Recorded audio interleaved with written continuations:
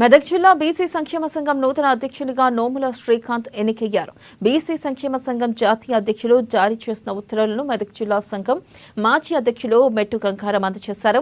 ఇక బీసీ సంక్షేమ సంఘం జిల్లా మహిళా ప్రధాన కార్యదర్శిగా పడిగే స్వరూప ముదిరాజ్కు నియామక ఉత్తర్వులను అందజేశారు. జాజుల శ్రీనివాస్ చేతుల మీదుగా నియామక పత్రాలు తీసుకోవడం జరిగింది.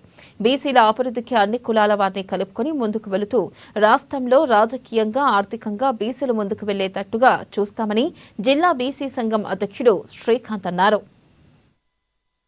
పట్టణంలోని డిఎన్జిఓ భవన్లో ఈ కార్యక్రమాన్ని ఎవరైతే నిన్న మన జాగుల సీనన్న గారు జారీ చేశారు. ఎందుకంటే నేను గత 7-8 సంవత్సరాల నుంచి ఈ మెదక్ జిల్లా ప్రత్యేకంగా మెదక్ జిల్లా అయినప్పటి నుండి తొలి బీసీ సంఘం అధ్యక్షుడిగా నేను ఇన్ని రోజులు విధులు నిర్వహించాను.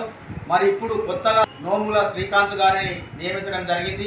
అటువంటి నియమించినటువంటి ఉత్తర్వులను ఇప్పుడే వారికి బీసీలకు రాబోయే కాలంలో వస్తాయనడానికి ఆస్కారము ఈరోజు మన శ్రీకాంత్ గారికి జిల్లా ప్రెసిడెంట్ ఇవ్వడము చాలా శుభదాయకము. యూత్ ఉన్నది కాబట్టి యూత్ అందరు కలిసినట్టుగా ఆయన మీకు నేను కార్యదర్శి ఇప్పుడిప్పుడే బీసీలలో మెదక్లో చైతన్యం వస్తున్నది. రేపు రాబోయే కాలంలో 100% మెదక్ కాన్స్టిట్యున్సీ లెవెల్లో కానీ మెదక్ జిల్లాలో కానీ 80% బీసీలనే సర్పంచులుగా కౌన్సిలర్స్గా ఆ రకంగా దానికి అనుగుణంగానే పనిచేస్తాము. ఈ కులగణన దానికి కూడా మా అంతు మేము కృషి చేస్తామని ఈ సభాముఖంగా